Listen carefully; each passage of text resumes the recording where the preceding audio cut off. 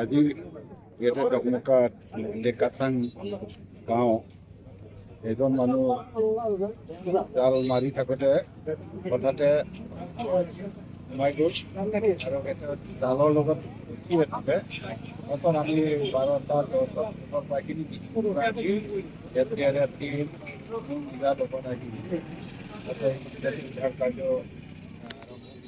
তাৰপিছত আমি এঘণ্টামান উদ্ধাৰ কাৰ্য চলাওঁতে মানে কাৰভাৰৰ তলত পৰা আমি ডেড বডিটো আমি উদ্ধাৰ কৰিলোঁ। জালসহ আছিলে? জালসহ আছিলে, তাৰ হাতত জাল বান্ধাই আছে। জালসহ আমি উদ্ধাৰ কৰিলোঁ আৰু এখেতৰ নাম আছিলে ৰাহুল গুপ্তা, 25 বছৰ, son of ইখন আৰু তেখেতৰ ৱাইফ আছিলে জাচিন্তা উৰাণ। এইটো ডেকাচাং আৰু UPS ডকমকা। এতিয়া আমি সোনকালে উদ্ধাৰ কৰিব পাৰোঁ, এইটো ৰাইজৰ চবৰে আশীৰ্বাদত আৰু সোনকালে কামটো ছাকচেছ হৈ গ'ল।